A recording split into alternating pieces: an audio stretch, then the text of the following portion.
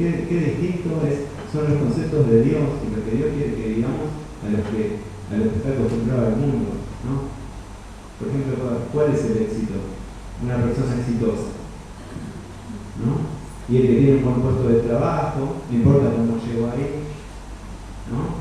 El que tiene un buen auto, una buena casa, el que es famoso, no importa cómo, ¿no? Entonces esa es una persona exitosa. Y yo me puse a pensar en la Biblia, aparte de Jesús, ¿no? Porque obviamente Jesús es el modelo perfecto. ¿Quién era exitoso realmente en la Biblia? ¿No? Y me encontré con muchos. Y hubo alguien que realmente tenía los conceptos de Dios. Y también fue uno de los primeros el primero que me tocó predicar, ¿no? Cuando una vez me pidieron ahí en la clase de Rosa Lidiano, creo que era un mensaje, bueno, me ayudó Rubén a preparar sobre Juan el Bautista, ¿no? Y yo me podría ver y le podría Juan el Bautista acá y le diría, este tipo tuvo éxito, y ustedes me dirían que no. Era una persona que no se vestía con ropa de marca, se vestía con pieles así nomás, ¿no? No tenía un buen corte de pelo ni estaba afeitadito, porque era nazareo y no se podía cortar el pelo. Más o menos un hippie, un ciruja era, ¿no? No andaba perfumado seguramente. Bueno, tendría sus privilegios. No, Juan vivía en el desierto, no comía manjares, comía langosta y miel. No bebía vino, porque era nazareno, no podía. Así que, ¿qué éxito tuvo? Lo mataron por predicar el Evangelio, ¿no? ¿Fue exitoso Juan? ¿Sabes qué dijo Jesús de Juan? Que no hubo mayor que este nacido de mujer. Y estaba hablando de Juan. Entonces, ¿qué cambiado tenemos, no? Los conceptos. Entonces quería ver la vida de Juan. Pero antes quería entrar en contexto, porque me parece que el contexto es importante. Dije, bueno, a ver, para ver la vida de Juan tengo que ver la vida. ¿Dónde nació Juan? ¿Quiénes eran sus padres? Y bueno, Lucas capítulo 1, ¿no?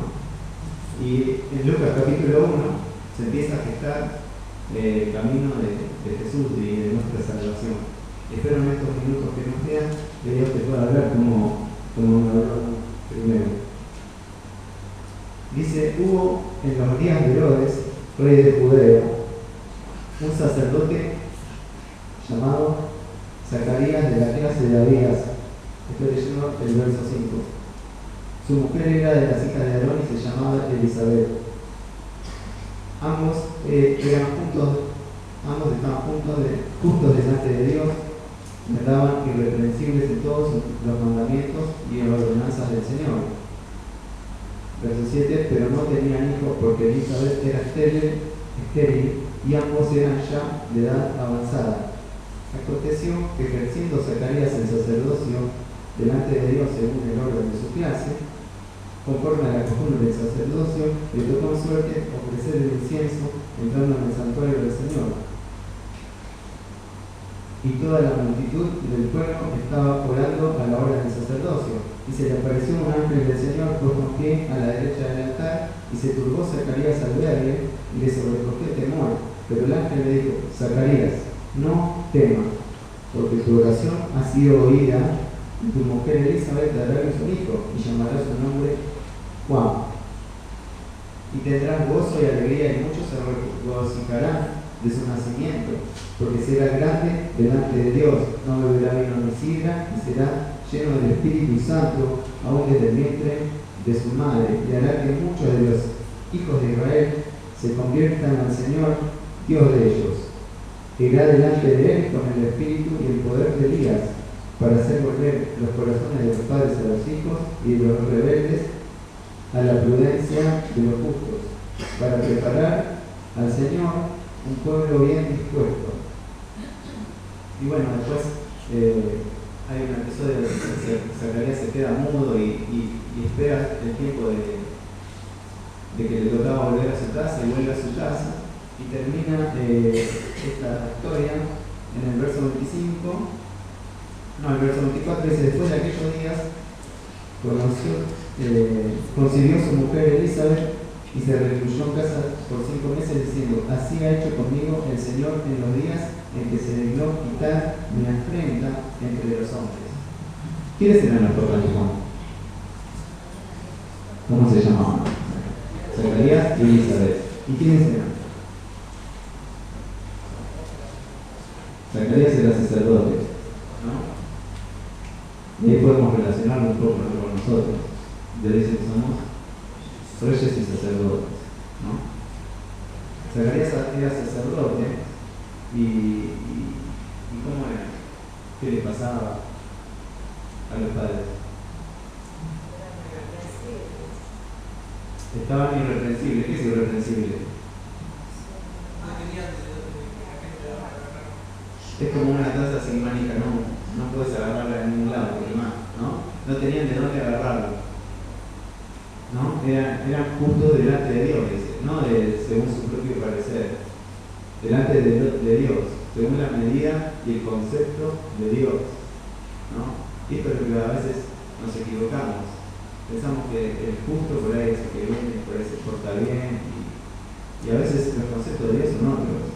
Está bien, no importarse, pero hay otras cosas más, ¿no? Eran justos delante de Dios. Servían a Dios, eran irreprensibles, eran muy ancianos, muy viejos. ¿Y qué les pasaba? No podían tener hijos, ¿no? Tenían un problema doble. No podían tener hijos porque eran viejos, ya no podían tener hijos. ¿Y por qué más? Y porque Elizabeth, su mujer, era estéril, tenía dos problemas. O sea que era algo imposible tener hijos. No podían ellos. Bajo ningún punto de vista tener hijos. Ahora, los sacerdotes, ¿no? A ver, ¿cómo era esto de no tener hijos para los judíos? ¿Era algo lindo? No, en la cultura judía no tener hijos era algo deshonroso, ¿no? Y por algo no tenían hijos, por algo era estéril, seguro que había pecado, no sabes, ¿no? Lo vemos a través de la Biblia.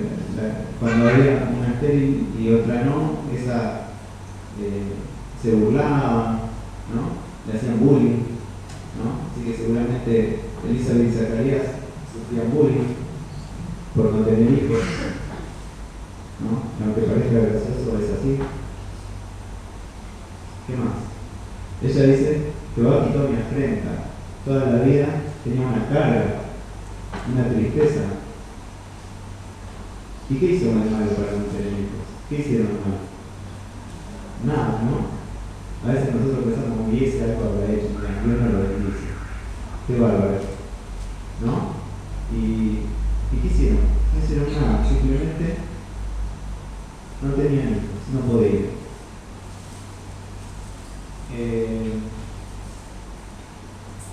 Después, ¿tenían solución ellos, humanamente? No. ¿Tenían esperanza? No, ya está.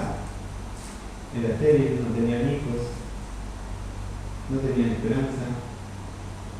¿Y por qué seguían fieles a Dios? Qué pregunta, ¿no?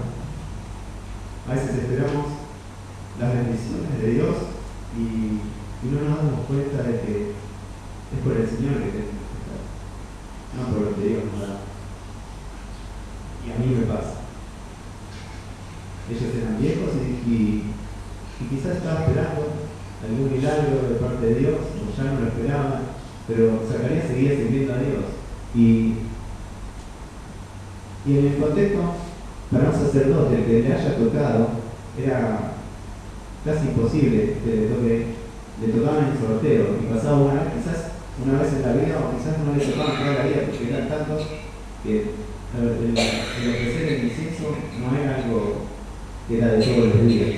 Quizás una vez en la vida o ninguna le podía pasar. Y Zacarías está esperando su momento, y quizás no llegaba de servir a Dios, ¿no? Y siguió esperando hasta que le tocó en suerte, dice la palabra de Dios. ¿Eso es así? Dios tiene su tiempo, ¿no? Y en el tiempo de Dios, cuando Dios lo dispuso, le tocó en suerte. Y él estaba haciendo su tarea, siendo fiel a Dios y sirviendo a Dios y estando en el lugar que tenía que estar. ¿Y qué pasó? se apareció el ángel Gabriel. Le dice, no temas. Y le dice, tu oración ha sido oída. ¿Quién sabe hace cuántos años había orado Zacarías por eso? Por tener un hijo. ¿Quién sabe? Ya no oraba más, obviamente. Pero su oración había sido oída. ¿No? Qué bendición el haber sido fiel a Dios. Qué bendición el haberse mantenido irreprensible. ¿Qué hubiera pasado si no eran irreprensibles? ¿Les hubiera tocado a ellos? No creo. ¿No? Menos semejante bendición. Ahora, Gálatas 4:4, ¿quién me lo puede leer?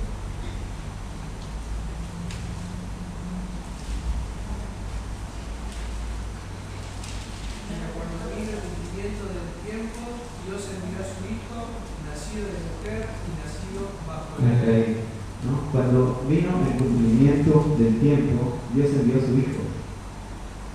Dios tiene sus tiempos, ¿no? ¿Y cuándo envió a su Hijo? ¿Qué momento estaban viviendo los padres de Juan para ser irreprensibles? Era fácil, porque vos por ahí podés decir, bueno, pero ahora es más difícil. Ahora con todo lo que hay, es difícil ser irreprensible. Es difícil vivir en santidad, es difícil seguir a Dios y ser fiel. ¿Es difícil o no es difícil? Es difícil. Es difícil comprometerse. Pero, ¿era difícil en ese tiempo o no? El contexto de que se empieza el Evangelio, ¿no? ¿Qué hay antes? Pues bueno, vamos a poner en contexto. ¿Qué hay antes?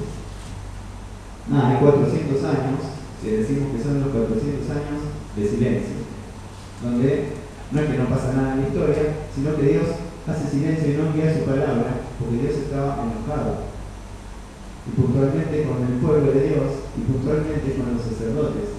Por eso le voy a pedir que dejen un dedo por ahí, Lucas, pero vamos a Malaquías.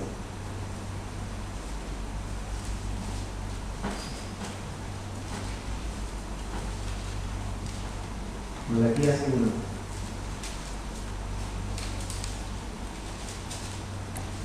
O sea que estamos en un tiempo donde no había palabra de Dios y aún Zacarías era irreprensible. En un tiempo donde el mensaje de Malaquías, que es para los sacerdotes, empieza así. 1, verso 2. Yo os he amado, dice Jehová, y dijiste, ¿en qué nos amaste? ¿No? Es el libro de cuando el pueblo se desentiende. Dios le dice, mira, yo te amo. ¿Te dice Dios te amo todos los días? Sí, ¿de qué manera? Dándote vida, dándote salud, dándote un montón de cosas, dándote a su Hijo, que su salvación te alcanza cada día. ¿No? ¿Sabes qué decían estos sacerdotes? ¿En qué nos amaste? ¿En qué nos amaste? ¿En qué te amó Dios? A veces decimos, Dios, ¿por qué me pasa todo a mí? ¿En qué me amas vos? No sé si soy el único que pasa. ¿No? Ellos decían, ¿en qué nos amaste a Dios? Verso 6. El Hijo honra al Padre y el siervo a su Señor. Si pues soy yo Padre, ¿dónde está mi honra? Y si soy Señor, ¿dónde está mi temor? Si no tenían temor de Dios, no honraban a Dios ni como Señor ni como Padre. Dice Jehová de los ejércitos a vosotros, oh sacerdotes, que menospreciáis mi nombre. Y decís, ¿en qué menospreciamos tu nombre? En que ofreces en mi altar pan inmundo. Sigue, ¿no? Y este era el tiempo que debía Zacarías. Así eran los sacerdotes. Entonces, ¿qué hacían los sacerdotes? Decían que, no, Dios, vos no nos amás, ¿no? Menospreciaban el nombre del Señor. Verso 1 al 14 dice que menospreciaban la mesa del Señor y los sacrificios. Y decían, ¿qué fastidio es esto? Verso 13. Habéis dicho, ¿qué fastidio es esto? Me despreciás, dice Jehová. A veces decimos, tengo que ir a la iglesia, hay que ir a la cena. Qué fastidio es esto. ¿O soy el único que le pasa?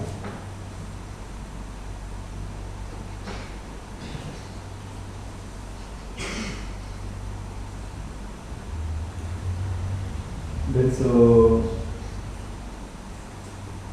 14 dice que agarraron y le daban a Dios lo dañado, ¿no? Lo que le sobraba de su rebaño. ¿Cuántas veces venimos, lo ofrendamos el tiempo que nos sobra, las fuerzas que nos sobran, y ni hablar del dinero,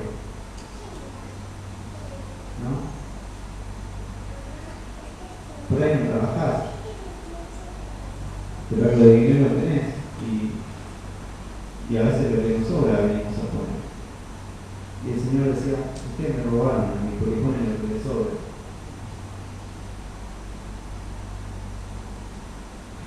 Podemos seguir el libro de Malaquías, verso 2.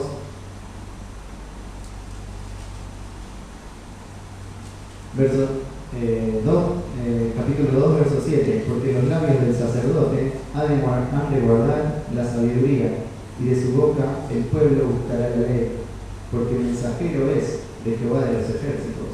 O sea que los sacerdotes somos mensajeros de Dios y tenemos que guardar la ley.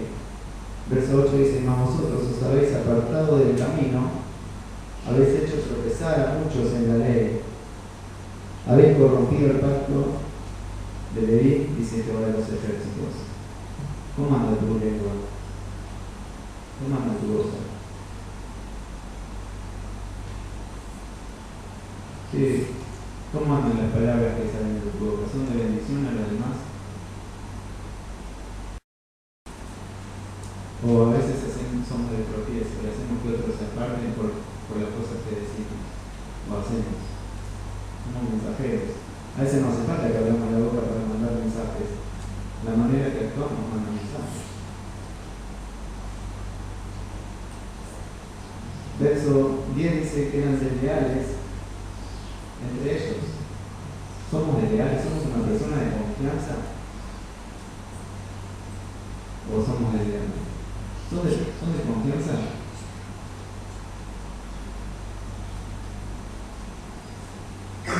Y me llamó mucho la atención, ¿no?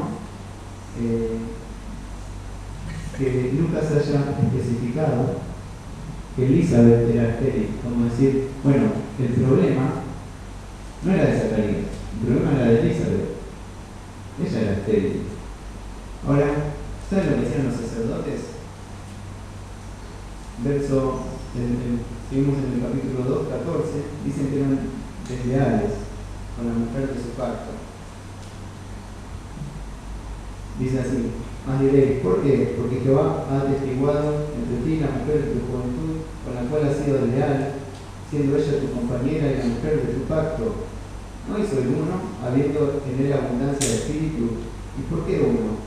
Porque buscaban una descendencia para Dios. Guardaos pues en vuestro espíritu, no seáis desleales con la mujer de vuestra juventud, porque Jehová, Dios de Israel, ha dicho que él aborrece el repudio, al cual cubre la dignidad su vestido. Sigue hablando, ¿no? Y ¿saben lo que hacían los sacerdotes? Repudiaban a sus mujeres. O sea, se divorciaban. ¿Y por qué? Y por cualquier cosa se divorciaban. No me gustó la comida, bueno, te repudio, chao, le daban carta de divorcio y era otra cosa, la que sigue, ¿no? Eso hacían los sacerdotes en la época que le tocó vivir a Zacarías. Zacarías no hizo eso, siguió con su mujer. A pesar de que le hacían bullying, a pesar de que todos lo hacían, él siguió firme. ¿Se acuerdan? Qué bueno que es a veces ver un poco el contexto, ¿no? Qué importante que se libro de Malaquías para poder entender bien la palabra de Dios. Y qué bueno que Zacarías no repudió a su mujer, aunque era estéril, y fue leal a la mujer de su parte. Qué bueno que eran irreprensibles, pudieron obtener la promesa de Dios. El libro de de Malaquías sigue, ¿no?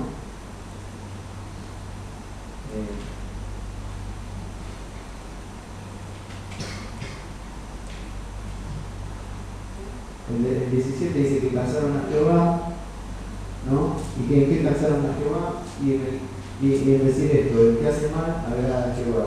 ¿Y dónde está el de justicia? O sea, le decían a lo malo bueno, a lo bueno malo. ¿No pasa hoy esto? El más capo no es el que hace las cosas mal, ¿no? Y a veces pasa que tenemos el concepto, mirá, qué genio, ¿cómo se burla de los demás? Es creativo, es un genio, ¿no? Y la verdad que no, Dios no dice eso. A lo que está mal hay que decir que está mal, aunque todos quieran lo contrario. Y termina en el verso, en el capítulo 3.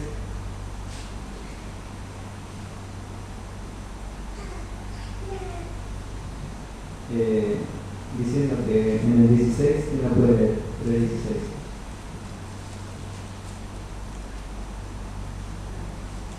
Entonces los que temían a Jehová hablaron cada uno a su compañero, y Jehová escuchó y oyó. Y fue escrito el libro de memoria delante de él para los que temen a Jehová y para los que piensan en su nombre. Antes de eso, perdón, viene el 14, que dicen, ¿saben lo que decían los sacerdotes? Por demás es servir a Dios. Por demás es servir a Dios. ¿Qué aprovecha que guardemos su ley? ¿Qué aprovecha? ¿Qué provecho tengo yo de guardar la ley de Dios? Y de servir a Dios. No vale de nada servir a Dios. Eso es lo que decían.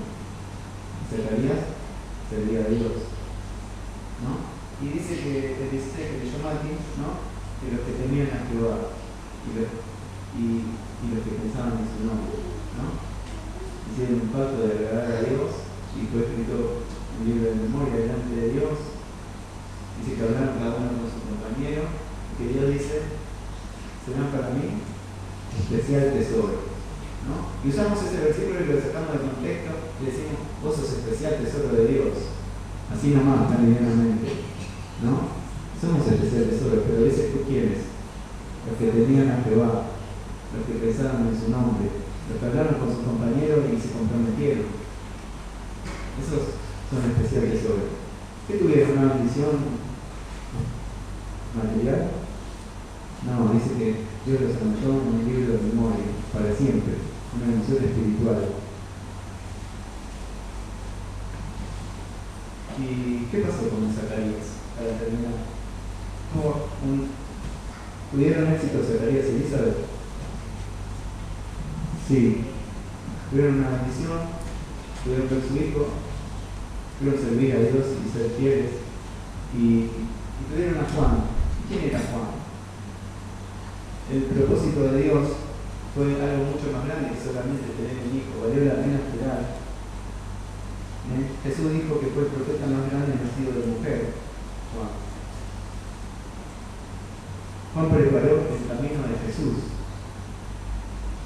fue el que preparó el camino de la salvación de la humanidad. Juan fue el primero que predicó el Evangelio. Qué bueno.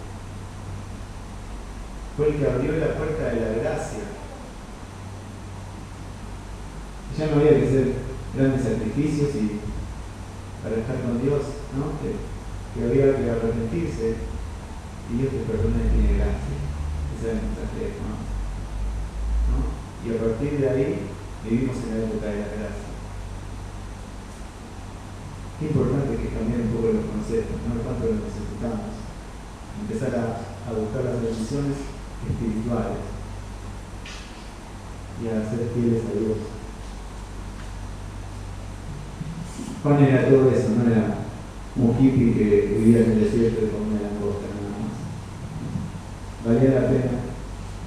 Yo creo que si hoy nos encontráramos con Juan, yo le preguntaría, ¿valía la pena? ¿Valía la pena? Sí, valía la pena. Seguramente. ¿No? Oramos. Padre amado, te queremos dar muchas gracias por tu palabra. Señor, ayudarnos a a que no nos toque el primero y nos salga por el otro, a que podamos generar un cambio en nuestra vida, Señor. No queremos que este sea una palabra más, Señor, seguir viniendo y que no haya cambios. Te necesitamos para que vos sigas quitando esas pequeñas cosas de nuestra vida que nos hacen de a poco alejarnos de vos, alejar nuestra mente y nuestro corazón de tus preceptos, de tus valores, de tus promesas. Te necesitamos como iglesia, como familia, individualmente, Señor. Necesitamos que vos gobiernes nuestra vida, Señor. Dejamos este tiempo en tus manos, Señor. Y ahora te pedimos que nos bendiga de regreso a nuestros hogares. En el nombre de Cristo Jesús. Amén.